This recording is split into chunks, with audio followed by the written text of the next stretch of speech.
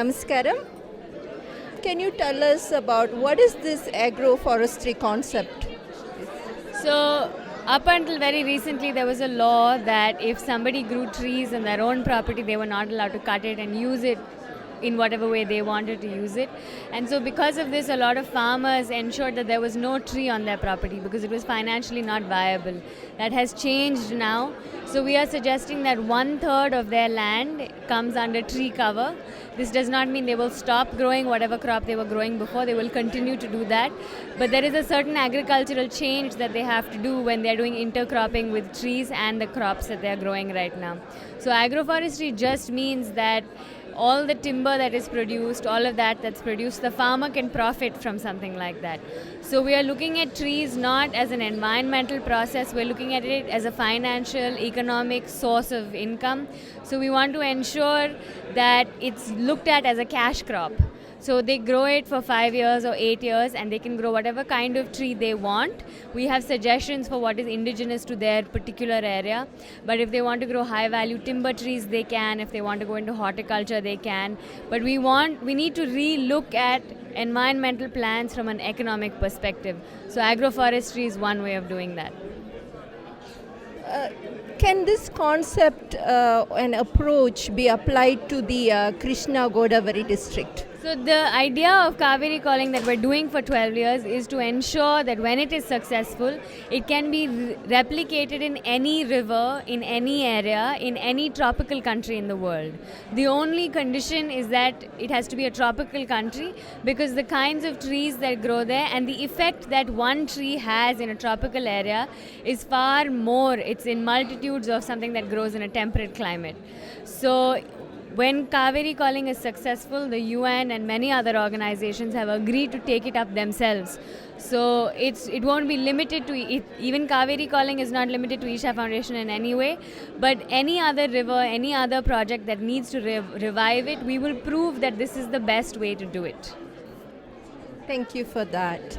I know this is happening in India. Why do you think it's important to raise this awareness in the US? Because at the end of the day, it doesn't matter which country you're sitting in. Human suffering that's happening at the level at which it's happening is something that needs to be helped. But again, like I said, once we make Cauvery Calling a successful project, it can be replicated anywhere.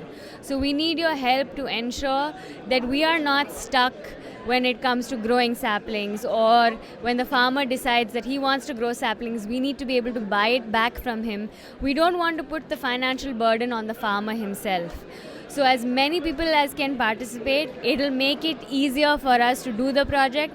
Anyway, we will do it. Anyway, we have committed 12 years of our life. It's just a question of whether you can participate and help us do it faster, or if we have to do it ourselves and slog like we have to. So it has created a lot of excitement everywhere and people are very eager. So just for transparency, can we talk a little bit about how the Cauvery Calling funds are being handled? So for Cauvery Calling, there is a separate board. We have an ex-Supreme Court judge, we have a High Court judge, we have some CEOs of very big companies in India. So all the money that goes to Cauvery Calling is under that board's privy.